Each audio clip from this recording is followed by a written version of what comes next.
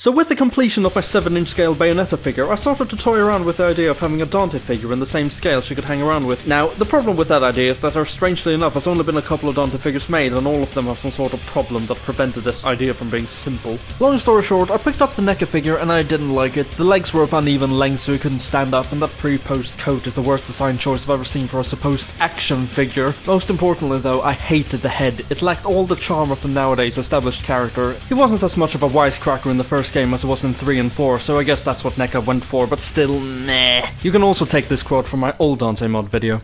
My OCD prevented me from buying a Dante figure that isn't smirking. Yeah, seriously, that's how bad it is. I did end up fixing the leg though. Luckily, he's got some straps on the longer legs so I could make the cut quite seamless. Anyway, I already had the Playouts DMC4 Dante figure, and while it is gigantic in comparison, I always loved the head sculpt for it after I stripped it off the horrible shading that Playouts loves to put on.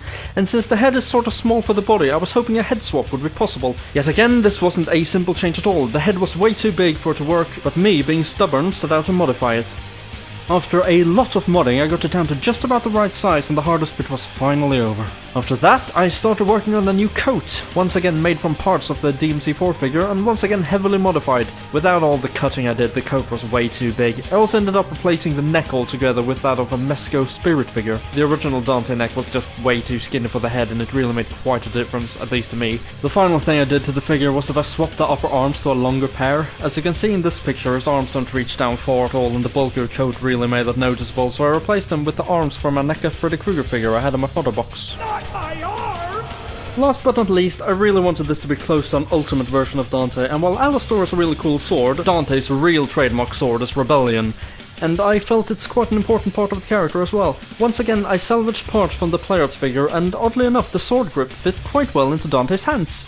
Clearly the sword was a bit oversized though, being longer than the entire figure, so I shortened the handle and cut away a huge part of the blade. I then glued it back together and sculpted on top of it to hide the fuse line. A lot of sanding and spray paint later, and the line is now, thankfully, completely invisible. So that's my Dante figure. I really hope to make Virgil as well, so hopefully in the future I can show off the Sons of Sparta together. Now, thank you for watching and I hope you enjoyed.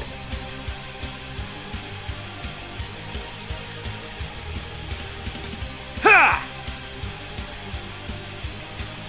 Let's dance! I gotcha now! Jackpot. Ready for some fun? Let's rock, baby. And that's how you do it. Dreadful. Miss me, baby. Bring it on! Catch you later.